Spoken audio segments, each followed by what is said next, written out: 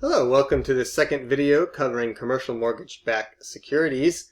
This video concentrates on the issue of risks associated with mortgage repayments. Thanks for watching.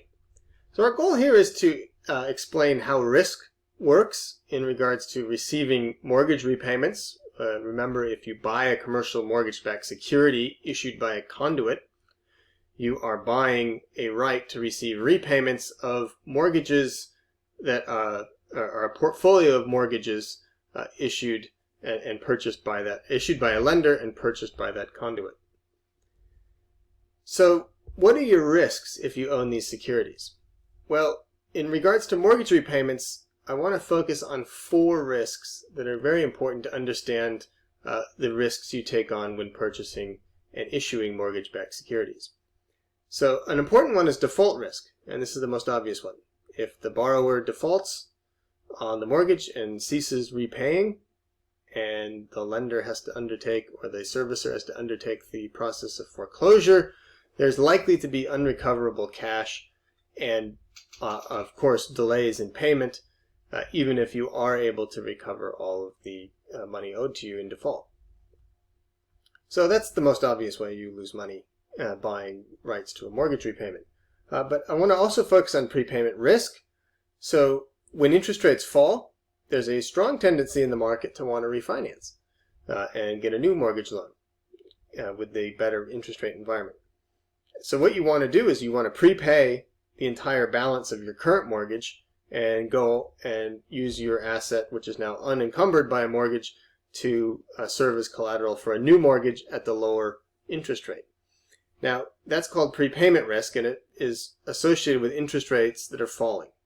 So when that happens, almost always the mortgage investor loses because they would have received higher interest payments relative to the market rate, given the same risk, of course, because remember the risk of the collateral and the risk of the borrower doesn't change as interest rates change.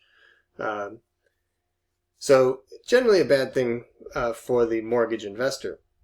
Now, interest rate risk generally resolves the other way.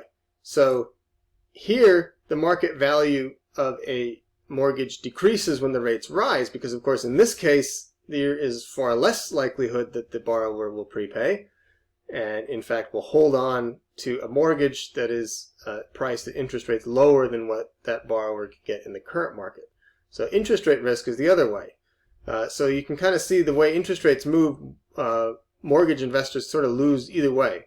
They're either going to be exposed to prepayment risk if mortgages are falling and their long-term investment at a fixed interest rate that they thought was going to be a lot higher than the market interest rate suddenly became is no longer. But if interest rates rise, then they aren't able to take advantage of lending their money back at the higher market interest rate because the borrowers will hold on to the mortgage. And finally, there's delayed payment risk. I'm not going to go into that much detail, but there's always an issue with capital flowing all over the markets that when the borrower pays and the mortgage investor receives the money, that there could be a period of time in between when that happens. And that's called delayed payment risk, because of course we want the money as soon as it's owed to us. So in commercial mortgage-backed securities, I want to get the main takeaway I want is that default risk is the big problem. So you may take that for granted, but I will compare commercial and residential on the next slide, and you'll suddenly realize that this is actually more of a commercial problem than a residential problem. So remember from the first video that our conduits, which are the issuers of commercial mortgage-backed securities, have purchased from lenders hundreds, if not thousands, of mortgage loans, which are secured on commercial real estate collateral. Now, their skill is pooling those mortgage loans and then issuing claims on that pool, so a derivative is a claim, and a commercial mortgage-backed security is a claim. So a commercial mortgage-backed security is a derivative of the pool of mortgage loans. And what they're going to issue those derivatives within is looking a lot like a capital stack. So you're going to see this theme in commercial real estate a lot, and that's priority of cash flow determines the risk of receiving cash flow. So remember here we have a diversified portfolio of mortgages. Money is going to come in, be pooled together based on the repayments from the borrowers of all those hundreds of thousands of mortgages, and then distributed first to borrowers that buy claims that are in the AAA or the highest rated security, commercial mortgage-backed security tranche or derivative. So they will take the last loss because they receive the first payments. And then the money, just like flows to the capital stack, here all we're doing is flipping the capital stack upside down with this diagram, and the money flows to the AAA, the investors that are promised the first returns first. And then they divide them up into A class, triple B, B class, C, D, E, F, G, H, all these letters. There can be many, many, many tranches of claims in a commercial mortgage-backed security, because each one of these, remember, has a differentiation in regards to the yield that the investors are expecting based on the risk that they're exposed to. Now, the unrated piece is often the final claim. It's often held by the servicer of that commercial mortgage-backed security themselves, again, as an incentive for them to try and return all the money as promised to the investors. Now that does create some conflict of interest issues in crises, of course, but that's a story that you can come talk to me in my office about. So again, just like the capital stack, we've differentiated the risk exposed to these investors by their priority in receiving cash flow. So the lowest risk are the ones that get the money first, AAA. The highest rate risk is the unrated or the Z piece that receives their money last. And of course, risk and yield go hand in hand. I'm willing to pay a lot more money to be an investor in the AAA slice or claim than I am to be in the unrated or Z claim. So therefore, with a higher price to buy into this pool of securities, to be in this class of investor, remember the yield on these mortgages is on average is the same, but the price of getting my toe into the AAA tranche is a lot higher, so my expected yield is actually lower, which matches my expected risk. And of course, not many people want to get involved in the B or non-investment grade tranches of a commercial mortgage-backed security, so the prices to take this position is quite lower, which means that their yields on that smaller investment is much higher. So I want to focus now on why default is so important in commercial real estate mortgage-backed securities. And I do have to dip into the world of residential because for many people, we understand the agencies, and residential mortgage-backed securities have been around for a lot longer than commercial mortgage-backed securities because of the role that the federal agencies play. So again, from the first video, in the residential world, Fannie Mae, Freddie Mac, Ginnie Mae, these federal agencies serve to be the conduits of residential mortgages that conform with the rules put forth by their underwriting criteria. And if the lender meets them, then they automatically are bought by these agencies. And these agencies then repackage them and sell them as residential mortgage-backed securities. Now, because this is the government doing the issuing as the conduit, they have strong protection against default risk. So in most of these cases, if a residential borrower defaults, the federal government is always, whether it's explicit or not, it's always seen that the government is not going to allow Fannie Mae and Freddie Mac to go bankrupt, so they will pay off their creditors as owed.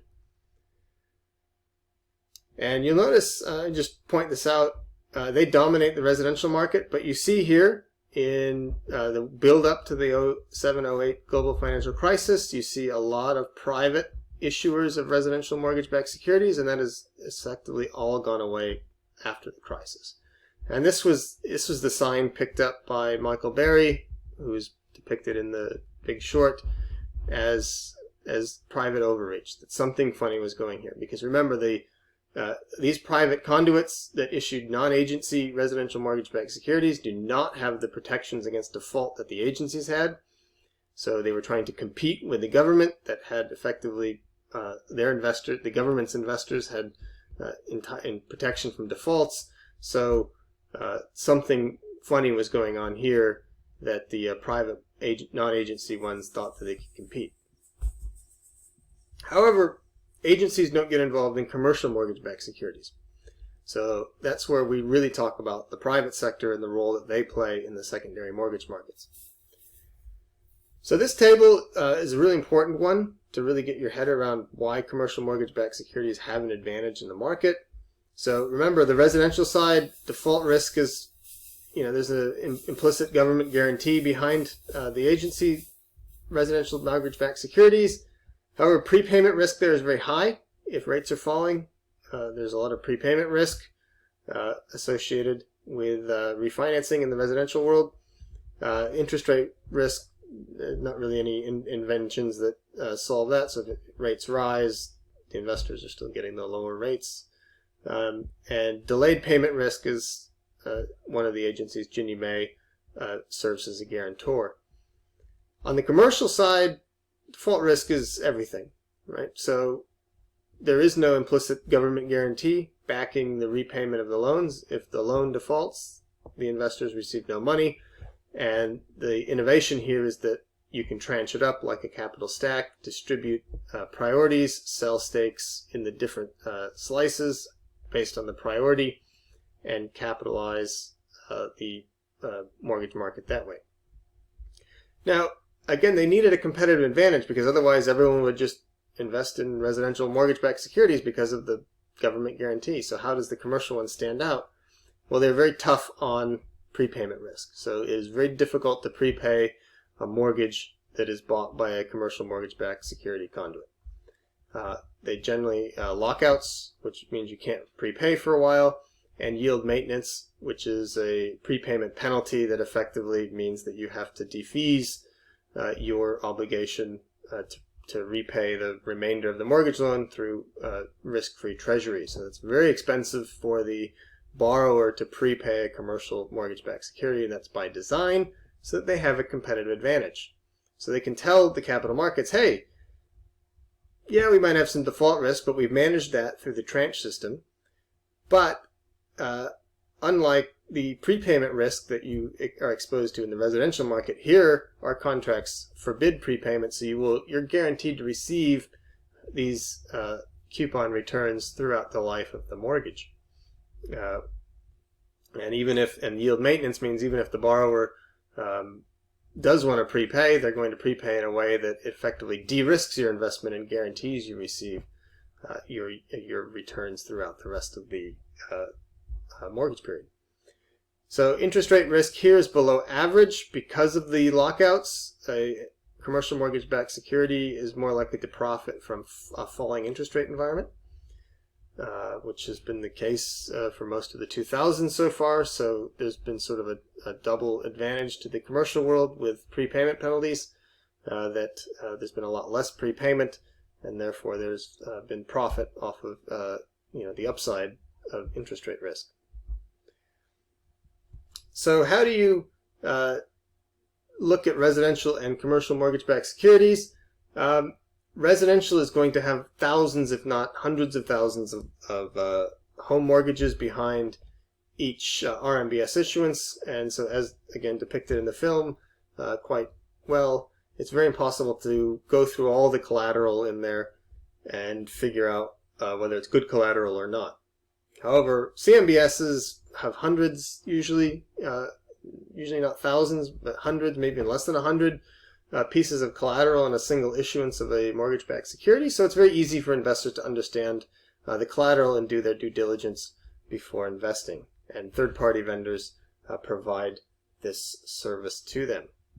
So that is risk in commercial mortgage-backed securities. I hope you get a better understanding of the advantage and the role that commercial mortgage-backed securities play in financing our commercial real estate capital markets. Thanks for watching.